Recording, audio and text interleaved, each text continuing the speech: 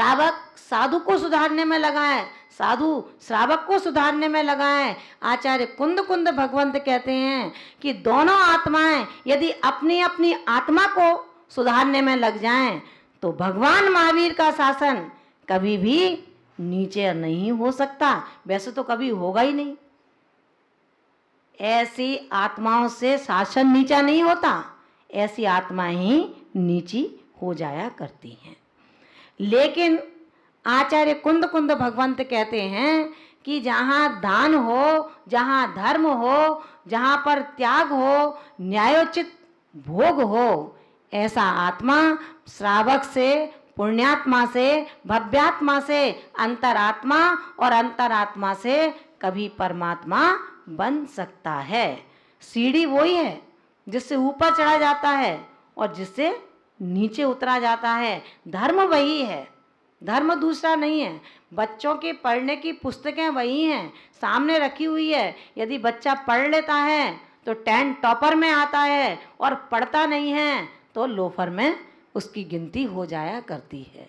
साधना वही है, मार्ग वही है, गुरु वही है, कोई दूसरा नहीं है। श्रावक देने वाला आहार दान वही है, जो एक साधु को देता है वही पूरे संघ को आहार देता है। एक उस आहार से पूरे दिन साधना करता है, एक उस आहार से पूरे दिन विराधना में लगा रहता है। श्रावक और साधु में अंतर नहीं है, केवल श्रावक और साधु के परिणामों में अंतर हुआ करता है। जैसा खाए अन्न वैसा होवे मन। हमने कैसा भोजन किया है, परिणामों की कलुषता के साथ किया है। अपना आहार ध्यान नहीं दिया, दूसरे की थाली पर ध्यान गया। हमें कौन आहार दे रहा है इसकी चिंता नहीं है, उसको वो आहार क्यों दे रहा है इसकी चिंता है। ध्यान रखना, हमारा ये आहार आहार नहीं, केवल कबाड़ा हुआ जा रहा है। ऐसे ही श्रावक, इसको ही दूं ये मेरा है, इसको न दूं, ऐसा भेद श्रावक की दृष्टि में आता है तो वो श्रावक कुभोग भूमि की तैयारियों में लग जाया करता है। उसके दृष्टि में कोई भेद नहीं होना चाहिए। या तो औषधि की बात है तो एक चीज अलग है, औषधि का बंटवारा नहीं होता, लेकिन सर्वौषधि का बंटवारा होता ही होता है। आहार सर्वौषधि है उस आत्मा के लिए जो 24 घंटे में एक बार आहार करता है। उस आहार के माध्यम से पूरा दिन, पूरी रात अपने धर्म ध्यान में गुजार देता है। उस आहार के अंदर यदि विसंवादता की बदबू होगी, उस आहार के अंदर यदि अहंकार की बदबू होगी, उस श्रावक का आहार उस साधु के लिए धर्म के कारण के लिए, धर्म के लिए कारण नहीं होगा। इसलिए आचार्य भगवंत ने बहुत कड़ी बात हम लोगों के लिए कही, चाहे वो श्रावक हो, और श्रावक यदि अपने कर्तव्यों से च्युत है, ना मंदिर आता है, मंदिर आता है तो केवल मंदिर में आकर के लड़ाई करना, ना दान करता है, ना भोग करता है और ना त्याग करता है, ऐसा श्रावक, श्रावक के रूप में बैरात्मा कहलाता है। और वो बैरात्मा पतंगे के समान है जो लोभ कसाय रूपी अग्नि के मुख में पड़ता है, मरता है, ना संदेह हो, इसमें कोई किसी प्रकार का संदेह नहीं है। आचार्य कुंद कुंद भगवंत ने स्पष्ट रीति से कह दिया कि अष्टमूल गुणों का पालन करना सबसे पहला कर्तव्य है। आज के लिए आप सबके लिए विषय है कि कल की सामायिक में, सामायिक की थी आप लोगों ने, सब ने की थी, पीछे वाले मडावर वाले ने की थी सामायिक। सामायिक आप सबको करना चाहिए। केवल ये अध्ययन आपको मंजिल नहीं दिलाएगा। इस अध्ययन का तात्पर्य है कि हम अपने क्रियाओं में समता का जन्म दें, हम अपने भावनाओं में सरलता का आधार बनाएं, हम अपनी रचना पर मधुरताओं का रस बिखेरें, हम अपने हृदय के अंदर शीतलता को प्रवाहित करें। जब तक शीतल मन नहीं होगा, हृदय विशाल नहीं होगा, हम अपने को तो अपना समझेंगे लेकिन जो दूसरा है उसको कभी अपना नहीं बना पाएंगे। आज बेटा आपका अपना है, कल हो सकता है जिस पड़ोसी के बेटे से आप घृणा करती हैं, कल आप उसका बेटा बन जाओ जाकर के। इस जीव की पर्याय का जो स्थानांतरण होता है वो किसी को पता नहीं है। पति पत्नी और कभी पत्नी पति बन जाया करती है, कभी बेटा माँ तो माँ बेटा बन जाया करता है। अनेकों पर्यायों का स्थानांतरण हमें ये शिक्षा देता है कि हम अपने कर्तव्यों से किंचित भी न डिगें, अपने कर्तव्यों में रहते हुए इस संसार शरीर का उच्छेद करके एक दिन हम भी उस कृत्य धन्य अवस्था में पहुंच जाएं जहाँ से पुनः कभी वापस लौटना नहीं होता है। और ये प्रयास सब उसी के लिए हैं कि हम भी उस मोक्ष रूपी नगरी में जाकर के शाश्वत साम्राज्य के अधिपति बन सकें। इतना कहकर के आज के इस विषय को यहीं पर विराम देते हैं। परमोपकारी आचार्य भगवंत कुंद स्वामी ने श्रावक और यति धर्म के लिए महान उपकार करके इस महत् उपकृत को के रूप में हमें रहनसार ग्रंथ को प्रदान किया है। ऐसे महोपकारी आचार्य कुंद भगवंत के चरणों में हम नमस्कार करते हैं और उनके इस उपकार के लिए अत्यंत कृतज्ञता ज्ञापित करते हैं। आचार्य भगवान कुंद स्वामी ने कल कहा था 12वीं कारिका के अंतर्गत कि जो ना दान करते हैं, ना धर्म करते हैं, ना त्याग करते हैं और ना ही न्यायोचित भोग करते हैं, ऐसा आत्मा व्रत उपवास आदि करते हुए भी बहिरात्मा के तुल्य है। और बहिरात्मा को उन्होंने बताया जिस तरह पतंगा अग्नि के मुख पर झूमता रहता है, अंत में मृत्यु को प्राप्त होता है, इसी तरह बहिरात्मा मिथ्या दृष्टि जीव लोभ कसाय रूपी अग्नि में पड़कर मर जाता है, पड़ जाता है। इसमें कोई संदेह नहीं होना चाहिए। आचार्य भगवान आज हमें बताने जा रहे हैं पूजा दान धर्म को करने वाला सम्यक दृष्टि ही मोक्ष मार्गी है। जो पूजा करे, दान करे और धर्म करे, वो सम्यक दृष्टि मोक्ष का मार्ग अपने आप स्वीकृत कर लेता है।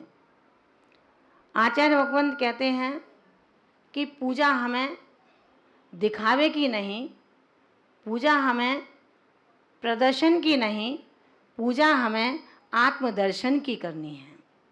किसी बाहरी मनोरंजन के लिए पूजा नहीं, बल्कि आत्मरंजन के लिए पूजा होनी चाहिए। जब हम भक्ति करते हैं, भक्ति के दौरान आचार्यों ने ये भी कहा कि चिरकालीन संसारी प्राणी के निधत्ति निकाचित जैसे कर्म भी अरहंत भगवान की भक्ति से शिथिलता को प्राप्त हो जाते हैं। प्रथमान योग में इसका बहुत ही सुंदर उदाहरण दिया है कि अभिमान के वशीभूत होकर के जब बिंबुसार श्रेणिक ने ध्यानस्थ पाषाण शिला पर स्थित उस समता में रमण करने वाले यशोधर मुनिराज के गले में केवल अपने गुरुओं के कहने पर मृतक सर्प को डाला और 3 दिन बाद राज मंदिर में आकर के साम्राज्ञी चेलना को बताया तो चेलना तड़प उठती है, वेदना से व्याकुल हो जाती है कि हे स्वामी, चूंकि आप प्रजापति हैं, प्रजा का पालन करते हैं, लेकिन दिगंबर तपोधन के ऊपर जो आपने ऐसा कुकृत्य किया है, ये कुकृत्य आपको राजा श्रेणिक से नार की श्रेणिक बना देगा। अश्रु की अविरल धारा जिसकी आंखों से रुकती नहीं थी, शब्दों की कराह सारे भूमंडल को गुंजायमान करती थी। बिंबिसार सैनिक ने कहा कि क्यों रोती हो? वो नंगा अपने गले से सर्प निकाल करके कहीं चला गया होगा। कौन अपने गले में सर्प डाल करके बैठ सकता है? मालूम है साम्राज्ञी चेलना ने क्या कहा? उन्होंने कहा कि हे स्वामी, यदि वो मेरे गुरु हैं, दिगंबर तपोधन हैं, तो उनके गले से जब तक कोई दूसरा सर्प नहीं निकाल देगा, तब तक मेरे गुरु, मेरे दिगंबर संत कहीं पर नहीं जा सकते।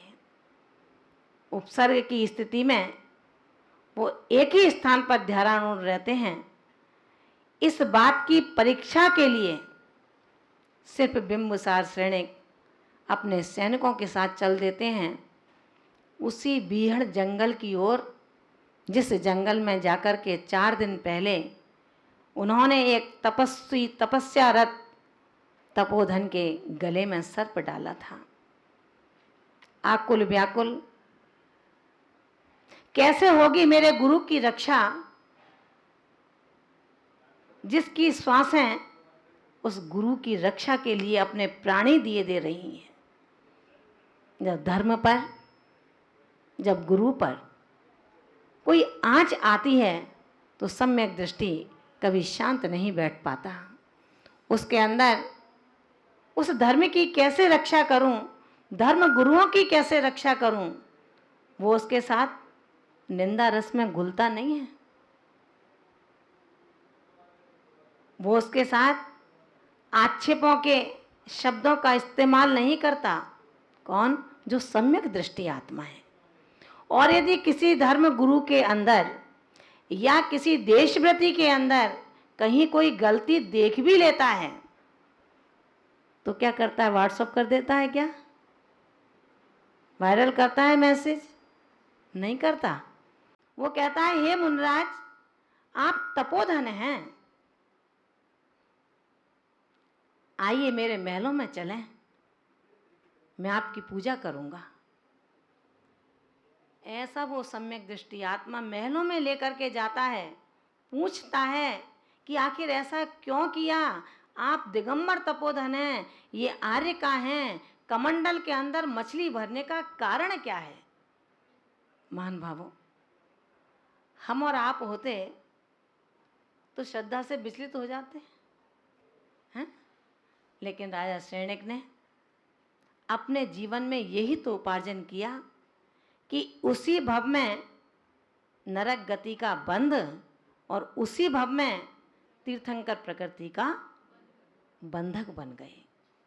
एक और जहां कहने में, बुलावे में, सुनने में आ गए तो उन्होंने जैन धर्म का वर्णवाद कर डाला, और जैसे ही अपनी पत्नी चेलना के समझाने में आए तो ऐसे श्रद्धा से भर गए कि पश्चाताप के कारण निंदा आलोचना करते हुए पहुंच जाते हैं भगवान महावीर स्वामी के चरणों में, और परम विशुद्धि भावनाओं को भाते हुए तीर्थंकर प्रकृति के बंधक बन जाया करते हैं। आचार्य कुंद भगवंत कहते हैं कि हे संसारी प्राणी, तुमने ना जाने कितने ऐसे उदाहरणों को पढ़ रखा है, ऐसे तमाम ग्रंथों का स्वाध्याय कर रखा है, लेकिन उस स्वाध्याय का एक शब्द भी, एक उदाहरण भी तेरी चर्या में उतर जाता तो शायद तमाम ग्रंथों का पढ़ने का कोई मकसद ना होता। हमारे अंदर है स्वाध्याय करने की प्रतिक्रिया, स्तुति, भगवान की पूजा करने की आदत। हमको जब इस संघ के अंदर पंडित रतनलाल जी काला बिहाड़ा में रहते थे, जो अध्ययन कराने आते थे, तो उनकी एक एक शब्द, एक एक शिक्षा इतनी मार्मिक रहा करती थी। वो हमेशा हमसे यही कहा करते थे कि आप रीडिंग ना करें, मुझे इतने पाठ करने हैं, इतनी पूजा करनी, इतनी स्तुति करनी है, इतनी वंदना करनी है, ऐसा ना करें। एक चैत्य और एक चैत्यालय के दर्शन करें, एक पूजा करें और एक पाठ करें, लेकिन उस पाठ में, उस पूजा में, उस दर्शन में भक्त और भगवान की दूरी खत्म हो जाए। महान भावों, तमाम उदाहरणों के बीच में हम सब यही सोचा करते हैं कि अपने जीवन के अंतर्गत हमने जब धर्म का मार्ग पकड़ा ही है, तो आज कुंद स्वामी ने 2 धाराओं में जो अपने कड़े अनुशासन के साथ में हमें मोक्ष मार्ग का प्ररूपण किया है, उसी मोक्ष मार्ग की प्ररूपणा में आज आचार्य भगवान बताते हैं, जिन पूजा मुनि दानम करे दिजो दे दि सत्य रूवेण,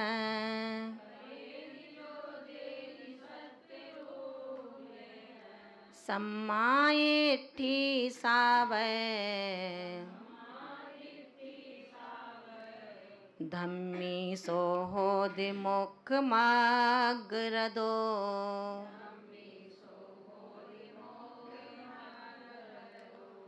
जिन पूजा मुनि दानम करे दिजो दे दि सत्य रूवेण,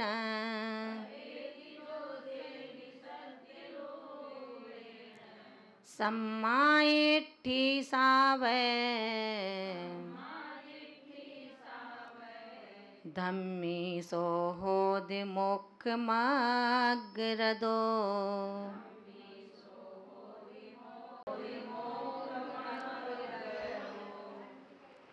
आचार्य भगवान यहाँ कहते हैं कि हे श्रावक, तुम कितने फूलते हो कि मैं श्रावक हूँ,